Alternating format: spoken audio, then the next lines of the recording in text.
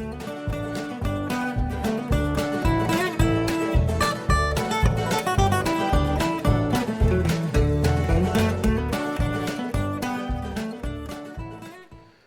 guys, welcome back. We are out in the shop or in the driveway today, and we're gonna continue work on Mark's 1938, I believe, 38 Model A. And this thing has put up quite a fight. So I'll kind of give you a quick rundown of what we're looking at, but we had to pull both rear wheels off of it because we're switching them out. One of them had a broken hub, and because one was a round spoke, one was a flat spoke, we decided to get a pair of flat spokes for the tractor. And in order to do that, well, we did find some nice already powder coated flat spoke wheels from a friend of mine, David, but we had to get different hubs because they had bolt-in style hubs instead of the cast-in hubs that you find on the other wheels. So we got bolt-in style hubs from him. The wheels came from him. So we had to remove the wheels off of this tractor. This one, the hub was already broken, so we just cut it apart to get it all the way off. The other one took me the better part of 2 to 3 months of soaking and heating and attempted puller attempt type what's the word I'm looking for, attempts at making different styles of pullers.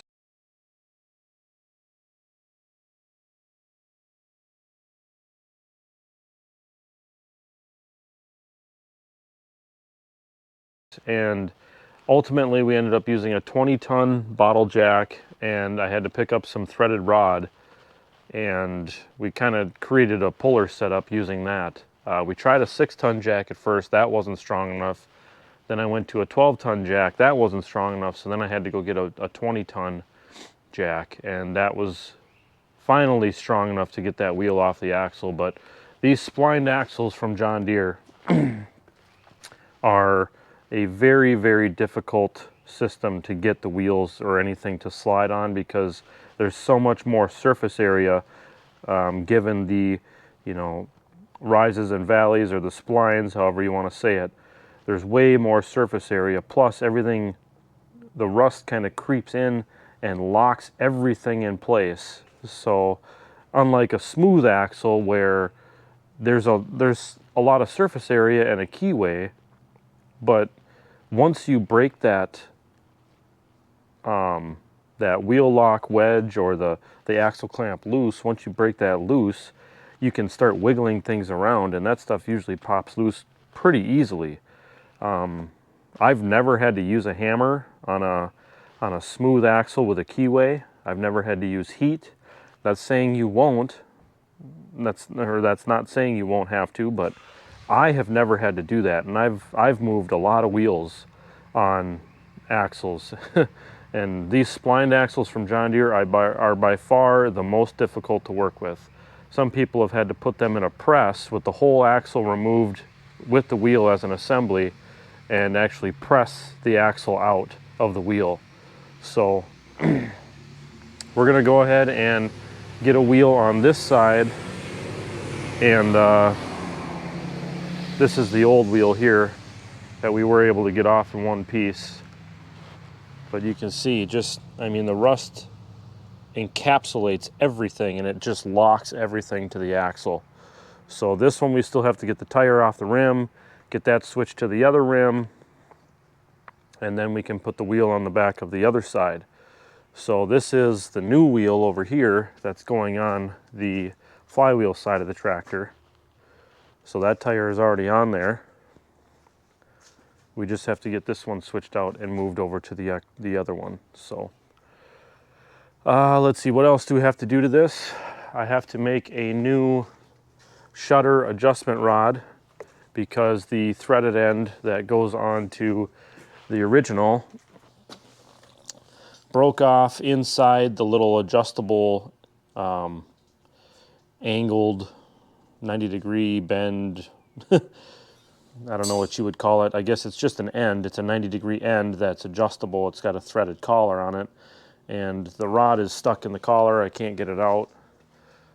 So we have to make another one of those, and while we're at it, I'm going to make one of those for Hyatt's Model A because his is missing that. And then we have to drill out this broken bolt and this broken bolt over here. So a little bit of work ahead of us, but nothing, now that the axles are clean and greased and everything is good to go there, we don't have to worry about the difficulties of removing those. We have to put this step on for Mark on the axle here. And then the last thing that we got to do is remove the front wheels, because we have some round spoke front wheels here that came back from powder coat that have to go onto his Model A.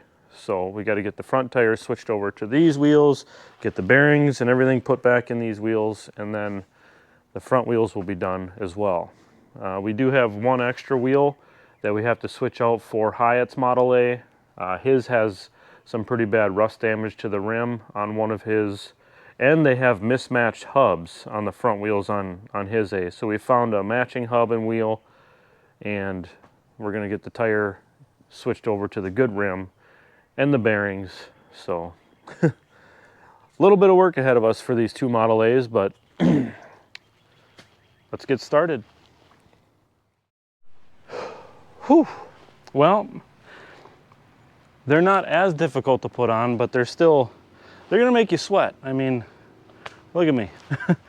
But these hubs, they are split hubs, so these were manually split, you know, cut into sections, and they are a lot easier to work with as far as getting on and off. But I tried putting the wheel on and then sliding the individual hub sections towards the wheel and putting the bolts in. That wasn't working. It was almost impossible to get it to line up. So what I ended up doing was pulling the wheel back away from the axle, putting the hub on to the wheel and leaving it loose, and then kind of shimmying it onto the axle. But that's another disadvantage of these splined axles, is you have to deal with perfect alignment of the splines. So we're going to tighten all these bolts down, and then we're going to put the hub clamp on, and this side should be done. So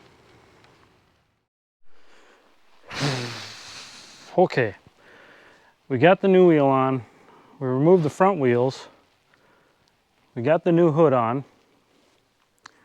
That's powder coated, by the way. Really nice finish. Wasn't sure how it was going to turn out, but, and the decals are from George Decals. We drilled out the two broken bolts and cleaned up the holes with a tap. Got the exhaust pipe mounted back up. What else did we do? We installed the step on the rear for Mark. So the step is ready to go. Put the fender back on. This was a process, getting this all figured out, just figuring out which way the bolts can go and what have you. Just for the record, the bolt head has to be on the outside of the hub, and then the nut and washer has to go on from the back side, because the clamp, the hub clamp, will hit the bolt if it's through from the back side, because the bolt sticks out too far. So that's kind of a bummer, but we figured it out. We also had to take and remove the powder coat from the edge of the hub in this area here, as well as on the inside of the wheel. I'll show you on this wheel over here. We still have yet to do this wheel, but this whole area has to be removed as far as the powder coat goes, because that hub and powder coat is too thick to set down inside this recess, this machined recess. So we have to remove that with a Dremel. Wasn't really a big deal, but it's just an extra step when it comes to putting these powder coated wheels and hubs together. So we pulled Hyatt's Model A up front, and we removed this wheel. We have a replacement wheel These have different hubs, these two front wheels. You can see this is kind of like a smooth style, but if you look at that one, it has a webbed design to it between the spokes. And this one also has about a 5-inch crack that's rusted from the other side. So this wheel's about to let loose. So we're gonna remove the tire off this wheel, put it on one of the new wheels over here that have been powder coated. We got 2 wheels for Mark's tractor and the 1 replacement wheel for Hyatt. So we'll have to get the tire mounted on those. And I'm really not wanting to do this, but I might try to loosen up these hubs, or at least one of them, and just slide them in just a tiny bit, just so it's easier to get it on a trailer. It does fit between the fenders on the car trailer, but it is tight. So I might try to do that, but I'm really not. It fits on a trailer, so regardless, it's gonna go on a trailer. We got it home on a car trailer between the fenders, so it'll go between the fenders on a regular car trailer. But it just would be nice to have, you know, an inch of clearance between the fenders instead of being right on the inside of the fenders on both sides. So this is kind of neat, little toolbox slash step. I don't know how. Oh, it's not a toolbox. No, it is, but it's welded shut. So we can't open it. It's a big step, but a person could, if they wanted to, they could cut these welds and put a hinge on it and make it a nice toolbox, but it's really not necessary. So, but got a lot done. There was a lot of choice words said. These splined axles are not fun to deal with. Even stuff like replacing the hood. In order to replace the hood, you have to take the steering shaft up and out, and you know, the gas tank is mounted inside the hood, and it's just this whole process, and it's kind of a pain, but yeah, we got it done. So what's left, we have to make a rod for Mark's tractor to go up to the shutters. We also have to make one for Hyatt's tractor to go up to the shutters. Now Hyatt, he doesn't have the support bracket here. Like on Mark's tractor over there, there's a support bracket that's riveted to the hood to help support the rod as it passes up to the shutter control. So that's kind of it's not the end of the world, but it's something that we do have to take notice, just because this thing is going to be, it might rattle against the hood without that bracket. So I'm going to ask Hyatt if he actually wants me to make one of those. So not the bracket, I don't I'm just talking about the rod itself. The shutters are open, so really, I mean, the shutters are there to control the heat as far as, you know, if you're burning kerosene in these or distillate.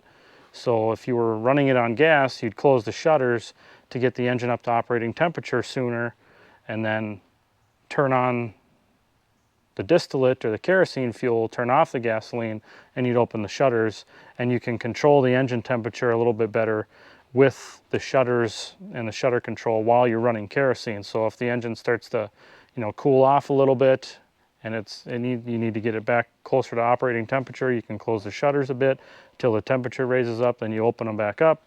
So you can kind of manage the engine temperature just by working the shutters. So anyhow, that's where we're at so far. So we're going to get this rim, those 2 rims, those 2 front tires over there, we'll get those loaded up on the trailer, and we'll get everything off to the tire shop and let them do the fun part of swapping all the tires over, and then all we have to do is put the bearings in the wheels and put them back on. So, oofta. I'm pretty burnt out. I pulled a muscle in my back, so doing a lot of this stuff is pretty difficult, but we got it done. So, awful lot of Model A's sitting here at the ranch, but yeah, it's cool. So, hope you guys enjoyed. You know, I didn't show much of the process. I just kind of showed what we did, and I don't think it would have been very wouldn't have been very Rusty Nuts Ranch friendly, the video that I would have made throughout the process, because I was pretty frustrated. I said a lot of choice words, and I try not to do that on the channel because a lot of kids watch my channel. So with that, we made some progress. We got both tractors here, and I'll leave you with a couple of clips of some tractors running. So hope you guys enjoyed, and we'll see you in the next one. Oh, by the way, I've got a special video coming up from a little part of my past that you guys might like. So once I get everything organized and together for that, we'll do a little story time, and I'll show you what we've got for video on that special story. So hope you guys enjoyed. We'll talk to you soon. See you in the next one. Almalund is going on right now. I might be there tomorrow, which is Sunday, but it all depends. I have a lot of stuff going on here that I need to take care of before now then, which is next weekend. So yeah, we'll see you guys in the next one. Take care. Happy show season.